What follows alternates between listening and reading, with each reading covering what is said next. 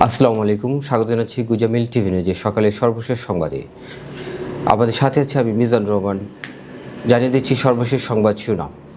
প্রধানমন্ত্রী তারেক রহমানকে অভিনন্দন জানালেন মার্কিন কংগ্রেস সদস্য। তাইওয়ানের কাছে ক্ষেপণাস্ত্র মোতায়েনের ঘোষণা জাপানের, চীনের সঙ্গে উত্তেজনা বৃদ্ধি।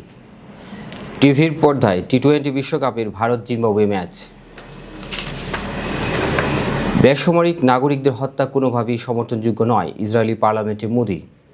অ্যাপস্টেইন ফাইল বিতর্ক, রুশ নারীর সঙ্গে সম্পর্কের কথা স্বীকার করে ক্ষমা চাইলেন বিল গেটস। ভিজিএফ চালের কার্ড ভাগাভাগি নিয়ে বিএনপির দু গ্রুপের সংঘর্ষ, অফিস ভাঙচুর। দেশে আবারও ভূমিকম্প। এবং ইসরায়েলের সংসদে ভাষণ দিয়ে দৃঢ় সমর্থন ঘোষণা নরেন্দ্র মোদির। দর্শক, এই ছিল এখনকার মতো সর্বশেষ সংবাদ শিরোনাম। এবার জানাবো বিস্তারিত।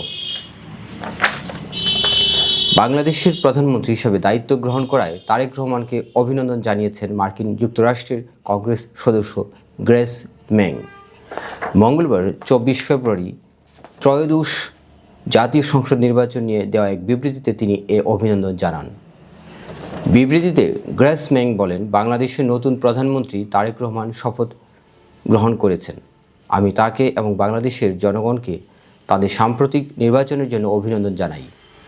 ভবিষ্যতে যুক্তরাষ্ট্র ও বাংলাদেশের মধ্যকার সম্পর্ক আরও জোরদার করতে কাজ চালিয়ে যেতে আমি আগ্রহী।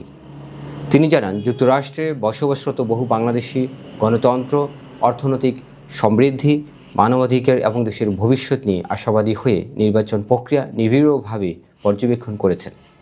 পাশাপাশি তার নির্বাচনী এলাকায় বসবাসরত বাংলাদেশি সম্প্রদায়ের সদস্যদের পক্ষে কাজ অব্যাহত রাখার প্রত্যয় ব্যক্ত করেন গ্রেস ম্যাং। দর্শক, এই ছিল এখনকার মতো সর্বশেষ সংবাদ।